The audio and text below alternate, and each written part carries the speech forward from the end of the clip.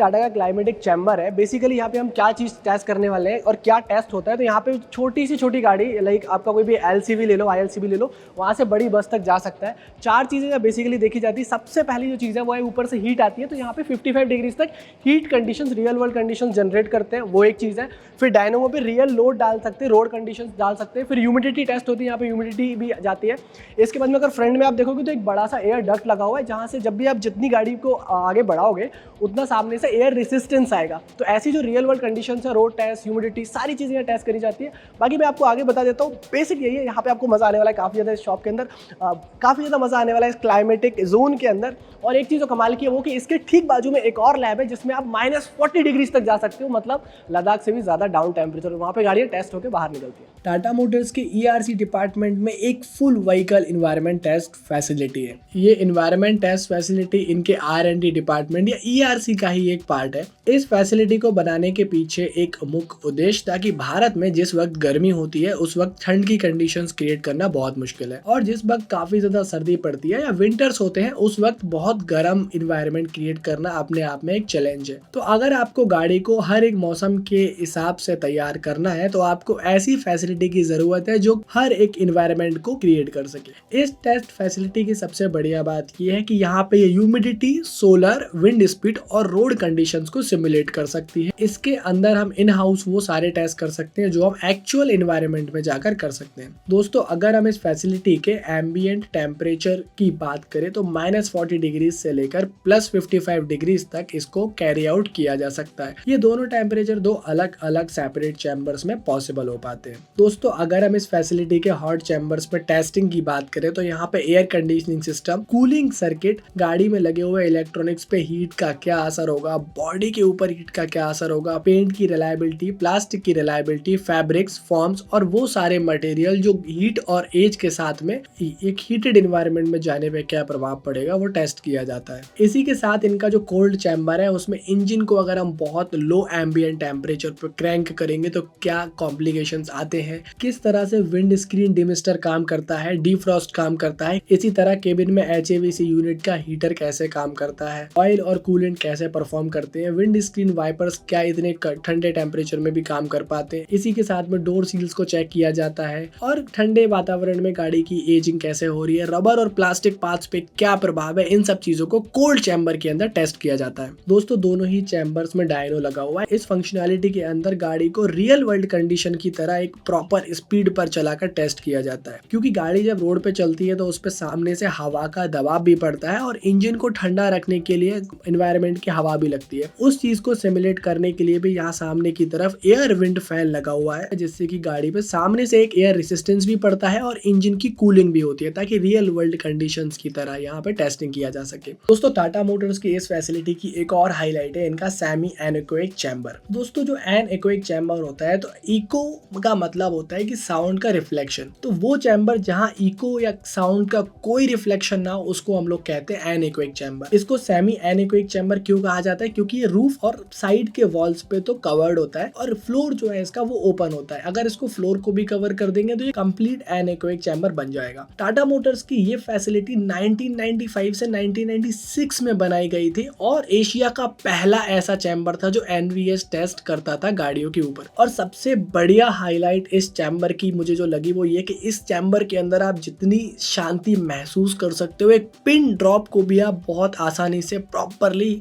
सुन सकते हो। 4 लेयर का शेल है। इनर मोस्ट शेल जो होता है वो 19,000 के आसपास एकॉस्टिक वेडजेस से बना होता है, जो ग्लास वूल से बने हुए हैं और जूट से उनको कवर किया गया है। दोस्तों, एक रबर ब्लॉक है जो इसके फ्लोर के नीचे की तरफ लगाया हुआ है ताकि एक एडिशनल शील्ड मिल सके। जो कार होती है उसको बोल्ट किया जाता है फ्लोर के ऊपर और रोलिंग डायनो के ऊपर इसको चलाया जाता है ताकि मोशन हो सके। जो NVH लेवल्स टेस्ट होते हैं वो दोनों तरह से टेस्ट किए जाते हैं, मतलब गाड़ी के आइडियल पे भी, एक आइडियल RPM पे गाड़ी का NVH और आवाज कैसी है, उसके बाद में मोशन पे अलग अलग स्पीड पे टेस्ट किया जाता है। यहाँ पे दोनों तरह के सरफेसेस इस डायनो पे हैं, मतलब एक स्मूथ रोड पे गाड़ी चलेगी तो कैसी आवाज आएगी, मिक्स्ड सरफेस पे गाड़ी चलेगी तो कैसे आएगा। दोनों ही कंडीशंस को यहाँ पे सिमुलेट किया जा सकता है। तो यहाँ पे एरे ऑफ माइक्रोफोन्स को यूज किया जाता है साउंड क्लिप को रिकॉर्ड करने के लिए, जैसे जैसे डोर्स की शटिंग, डोर्स का नॉइस का सोर्स कहाँ से आ रहा है, गाड़ी के और मूविंग पार्ट्स कैसे हैं, इंजन की नॉइस कैसी आ रही है, इंजन की शील्डिंग कैसी है, गाड़ी में आवाज आ रही है तो कहाँ से आ रही है, केबिन के अंदर का आवाज कैसा है, और इन सबको रिकॉर्ड किया जाता है काफी एडवांस्ड सॉफ्टवेयर पे।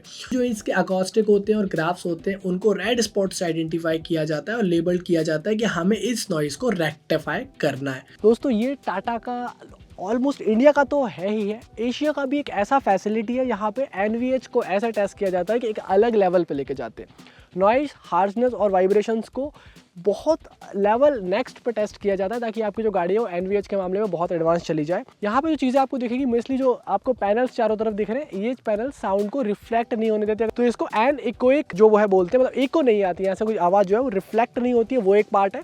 उसके बाद में अगर आप देखोगे तो जैसे यहाँ पे ड्राइव ट्रेन टेस्ट करते हैं ये लोग, ये ई ड्राइव के लिए भी बिल्कुल फुल्ली कंपैटिबल है, ई ड्राइव भी हो जाता है यहाँ पे। इसके बाद में आप देखो तो यहाँ पे ये इंजन जो है अभी यहाँ पे लगा हुआ है, इंजन के साथ में टेस्ट कर रहे हैं ये। फिर इसके बाद में थोड़ा याद दिखाने की कोशिश करूँ तो जैसे आप क्लच प्रेस करते हो तो क्लच का भी एक साउंड होता है, तो वो क्लच प्रेस कोई बंदा नहीं करता है, वो यहाँ पे ऑटोमेटिक इस रोबोट के थ्रू किया जाता है। Everything is robotic. ये प्राइम मूवर है, अगर आप कोई भी इंजन चलाओगे तो उसके लिए एक पावर सोर्स की जरूरत पड़ेगी, तो वो पावर सोर्स यहाँ से आता है, और वो पावर सोर्स की भी कोई आवाज़ ना है इसके लिए इसके ऊपर भी देखो ये पूरा फाइबर ग्लास पैनल लगा है, मतलब ये कंप्लीटली इसकी नॉइस को सरप्रेस कर सकते हैं।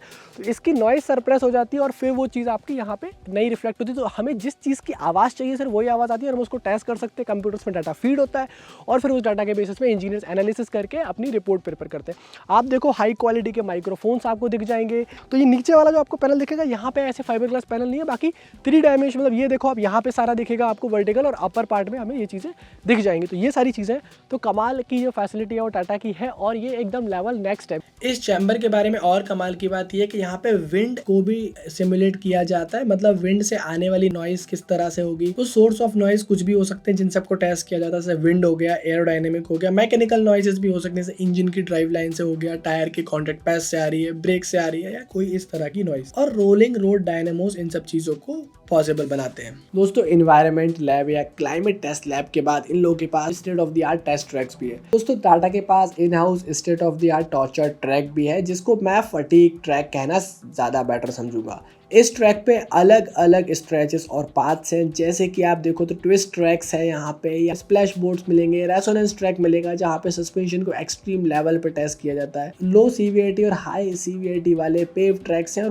बहुत अलग अलग तरह के ट्रैक हैं जहाँ पे गाड़ी को बहुत सारी साइकिल्स के लिए चलाया जाता है। चेक किया जाता है व्हीकल के डेटा से कि एक्चुअली जब गाड़ी को रियल वर्ल्ड कंडीशंस में डाला जाएगा तो किस तरह का फीडबैक गाड़ी से आएगा। अलग अलग कंपोनेंट्स, चाहे वो कमर्शियल व्हीकल हो, पैसेंजर व्हीकल हो, दोनों को इसी ट्रैक पर टेस्ट किया जाता है। इसके अलावा टाटा के पास एक हाई स्पीड टेस्ट ट्रैक भी है, जिसपे 140 किलोमीटर तक की स्पीड पर गाड़ियों को टेस्ट किया जाता है। इस टेस्ट पे आप ब्रेकिंग एफिशिएंसी के अलावा ग्रेडियंट्स भी चेक कर सकते हो। स्टीयरिंग पैड भी है, यहाँ पे गाड़ी की स्टीयरिंग को बहुत कमाल तरीके से टेस्ट किया जा सकता है। हैंडलिंग चेक कर सकते हैं, हिल टेस्टिंग कर सकते हैं, और बहुत सारी चीजें टेस्ट कर सकते हैं। जो भी गाड़ियां टाटा की इस फैक्ट्री में बनती हैं उन गाड़ियों को इन टेस्ट ट्रैक्स पे टेस्ट किया जाता है। तो ये सारी बातें हैं टाटा के टेस्ट ट्रैक के बारे में। दोस्तों टाटा मोटर्स जब इतनी ज्यादा ERC में इन्वेस्टमेंट करती है, रिसर्च में इन्वेस्टमेंट करती है और अपने प्लांट्स में इन्वेस्टमेंट करती है, तो टाटा मोटर्स शुरू से वो वैल्यू ड्रिवन कंपनी रही है जो लोगों में सबसे ज्यादा इन्वेस्ट करती है। और लोगों में इन्वेस्ट करने के लिए टाटा मोटर्स का इन हाउस ट्रेनिंग फैसिलिटी है, जिसको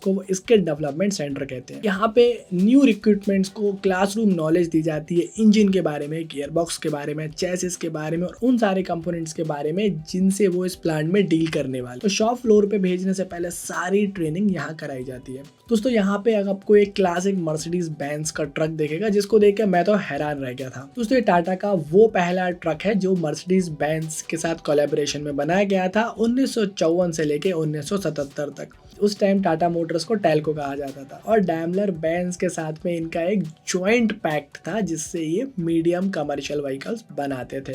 और यहाँ पे एक स्टन करने वाली और कमाल की हाईलाइट है 1926 की रोल्स रॉयस सिल्वर गोस्ट। दोस्तों ये यहाँ पे एक 1920 के दशक का ग्लिप्स दिखाने के लिए रखी गई है। टाटा मोटर्स का स्किल डेवलपमेंट सेंटर काफी अमेजिंग है और नए रिक्रूटमेंट्स को एक बहुत कमाल की प्रैक्टिकल ट्रेनिंग देने में सक्षम है। तो दोस्तों ये सारी बातें थी हमारे टाटा मोटर्स के ERC डिपार्टमेंट में। ERC यानी कि engineering research centre Tata Motors का वो state of the art research centre है जहाँ से भारत पे सड़कों पे चलने वाले ट्रक्स को, बसेस को, कमर्शियल और पैसेंजर व्हीकल्स को उस हद तक टेस्ट किया जाता है, और अब तो इलेक्ट्रिक व्हीकल्स को भी, जिससे कि वो भारत के हर मौसम, हर सड़क पे कभी भी किसी भी वक्त चलने के लिए और आपका साथ देने के लिए तैयार रहते हैं।